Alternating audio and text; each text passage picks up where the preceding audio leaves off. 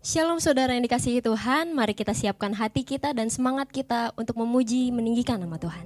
Haleluya.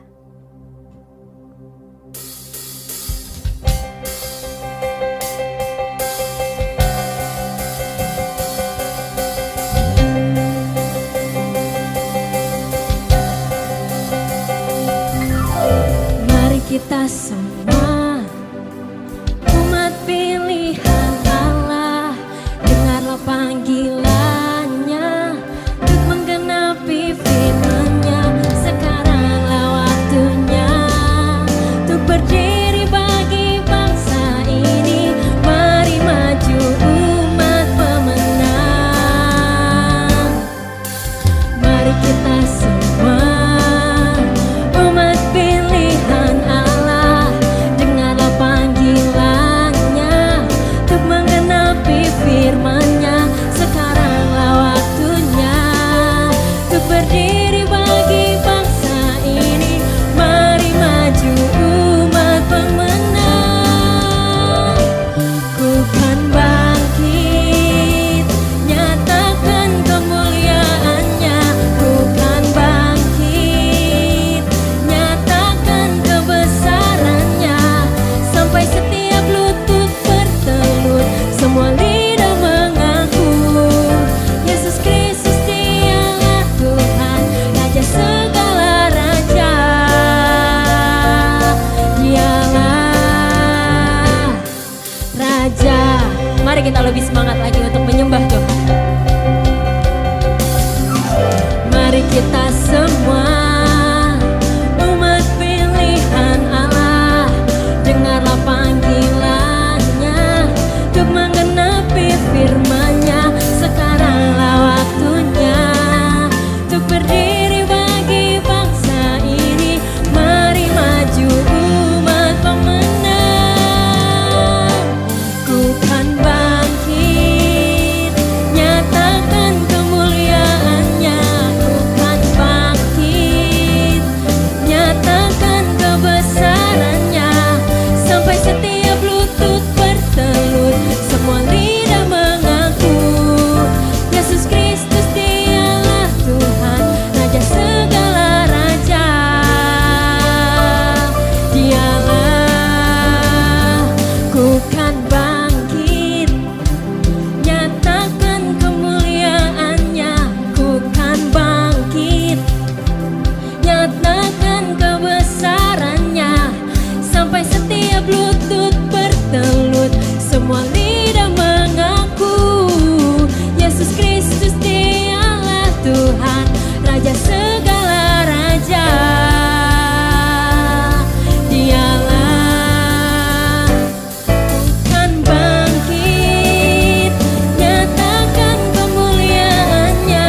Ku kan bangkit, nyatakan kebesaran-Nya. Sampai setiap lutut bertelut, semua lidah mengaku Yesus Kristus Dialah Tuhan, Raja segala raja. Dialah Raja. Dialah Raja. Dialah Raja. Beri tepuk tangan paling meriah buat Tuhan. Terima kasih Tuhan, terima kasih Yesus. Mari kita sama-sama siapkan hati kita untuk mendengarkan kebenaran firman Tuhan. Terima kasih Tuhan untuk segala kebaikan-Mu dalam hidup kami Tuhan. Terima kasih untuk kesetiaan-Mu Tuhan yang tiada terkira dalam hidup kami Bapa. Sebab hanya Kau satu-satunya juru selamat kami Tuhan. Terima kasih Tuhan.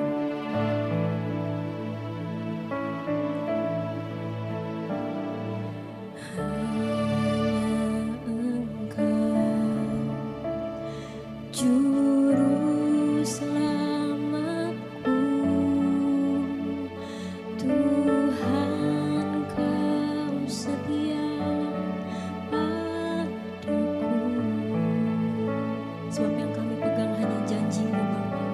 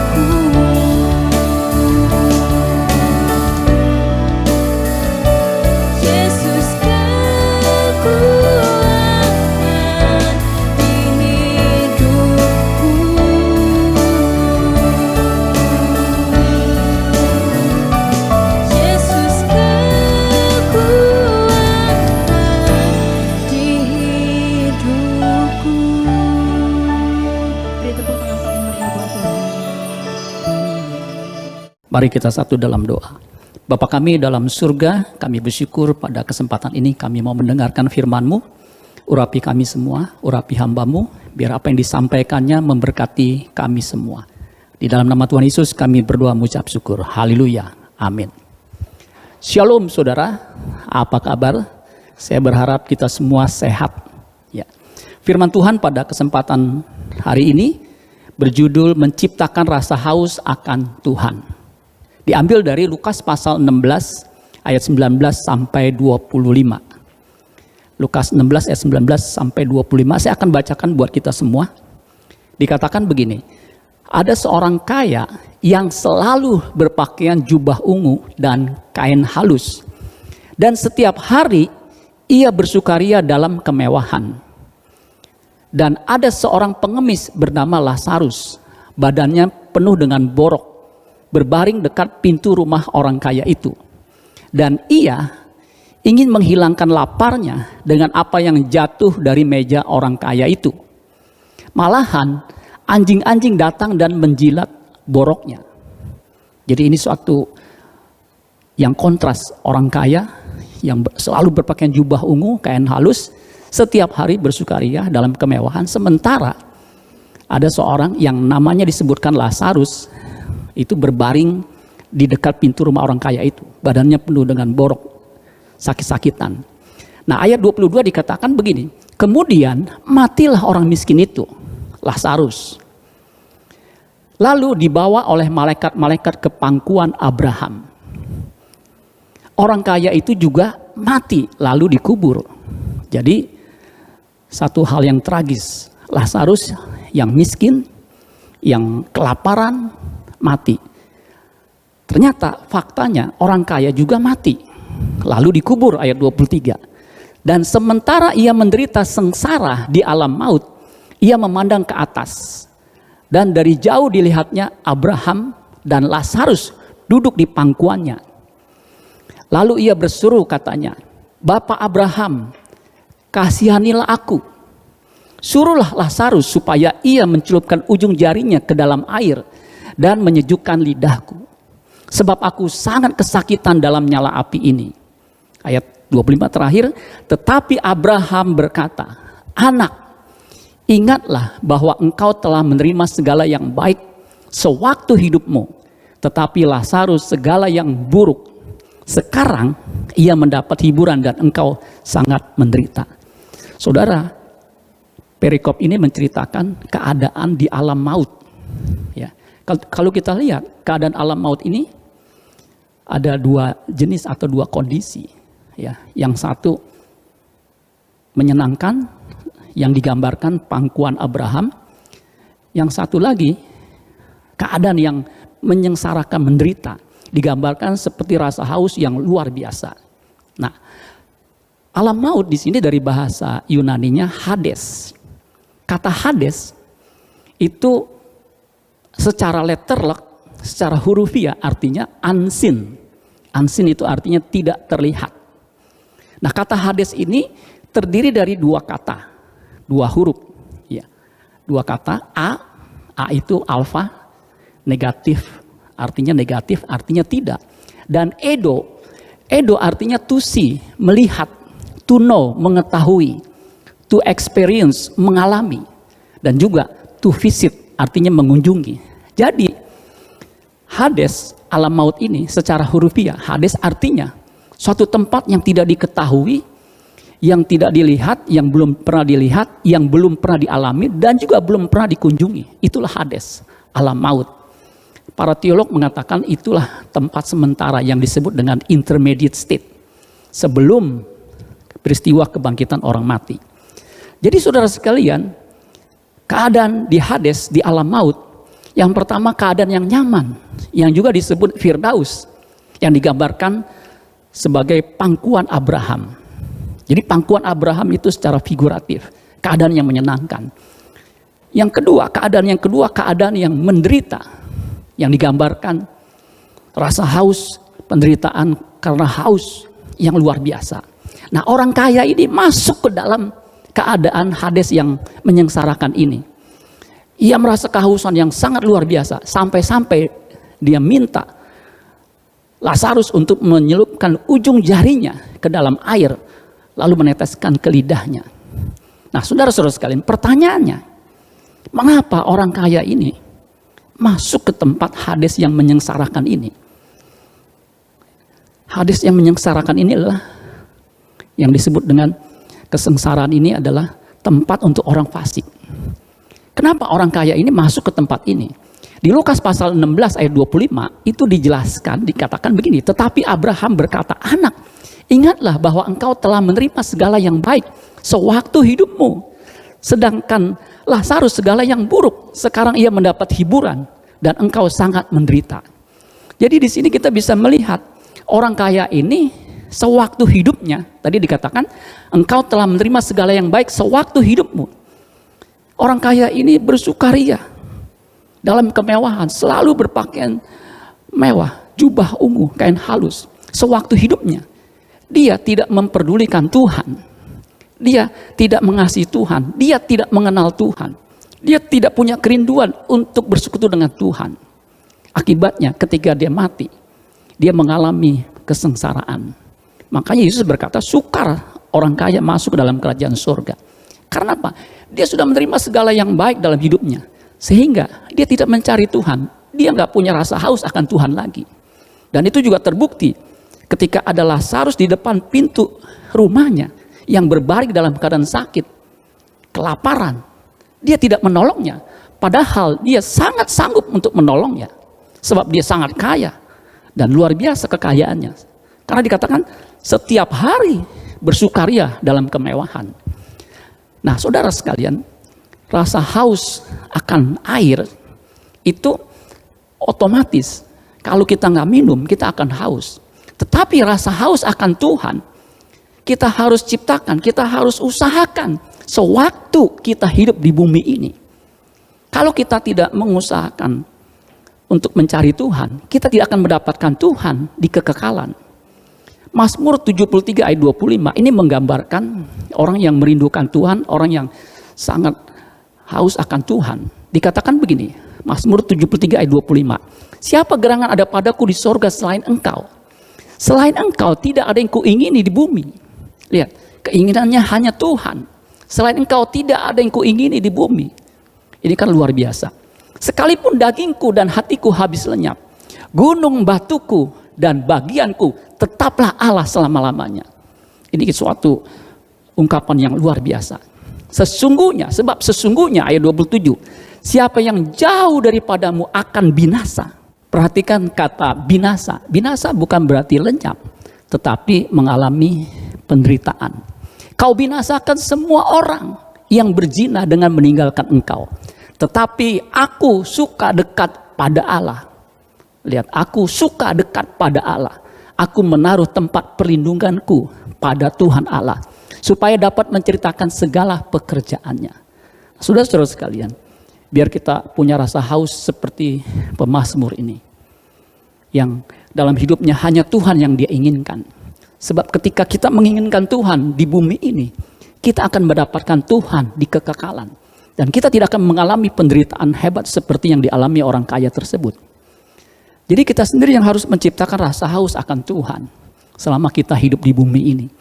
Jika kita memiliki rasa haus akan Tuhan, kita akan membangun persahabatan dengan Tuhan. Di pasal yang sama, Lukas pasal 16 ayat 9 dikatakan begini. Dan aku berkata kepadamu, Tuhan Yesus berkata, dan aku berkata kepadamu, ikatlah persahabatan dengan mempergunakan mamon yang tidak jujur, supaya jika mamon itu tidak dapat menolong lagi, kamu diterima di kemah abadi. Jadi saudara sekalian, selama kita hidup di bumi ini, kita harus membangun hubungan dengan Tuhan, mengikat persahabatan, menjalin persahabatan dengan Tuhan, dengan mempergunakan harta benda kita. Kalau saja orang kaya itu yang diceritakan tadi, dia menggunakan kekayaannya itu untuk menolong Lazarus saudaranya yang menderita, yang di depan matanya, mungkin nasibnya akan berbeda. Saudara-saudara sekalian, sangat penting kita membangun hubungan dengan Tuhan selama kita hidup di bumi ini. Karena kalau kita punya hubungan dekat dengan Tuhan, mamon tidak bisa menolong, harta benda kita tidak akan bisa menolong ketika kita berada di alam maut. yang hanya bisa menolong kita, yaitu hanya Tuhan. Di Kolose 1 ayat 13 dikatakan, Ia telah melepaskan kita. Iya, ini siapa? Tuhan. Dari kuasa kegelapan dan memindahkan kita ke dalam kerajaan anaknya yang kekasih. Hanya Tuhan yang bisa menolong kita ketika kita ada di kekekalan. Makanya kalau kita punya hubungan dengan Tuhan, kita mendapatkan Tuhan di bumi ini, Tuhan akan menolong kita untuk hidup di dalam keabadian bersama dengan Dia. Makanya kita harus mengusahakan rasa haus akan Tuhan. Karena rasa haus akan Tuhan ini menentukan kekekalan kita. Makanya Tuhan Yesus berkata, berbahagialah orang yang lapar dan haus akan kebenaran. Karena mereka akan dipuaskan. Kalau kita lapar haus akan kebenaran, Tuhan sendiri adalah kebenaran. Maka Tuhan akan memuaskan kita di dalam kerajaannya. Tuhan Yesus memberkati. Amin. Mari kita berdoa. Bapa kami dalam surga, kami bersyukur untuk kesempatan buat kami mendengarkan firman-Mu. Biar firman-Mu ini boleh kami pahami dan kami lakukan dalam kehidupan kami sehari-hari. Terpujilah nama-Mu Tuhan. Di dalam nama Tuhan Yesus kami berdoa mengucap syukur. Haleluya. Amin. Tuhan Yesus memberkati.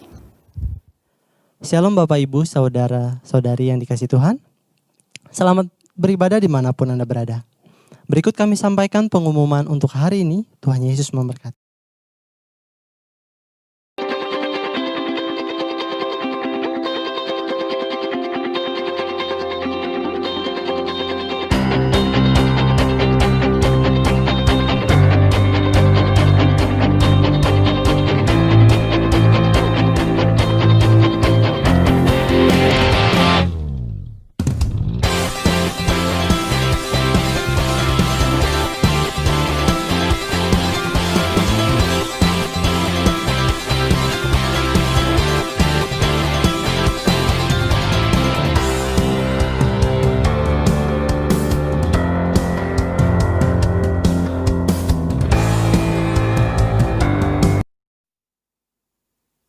Tuhan kiranya memberkati dan melindungi engkau.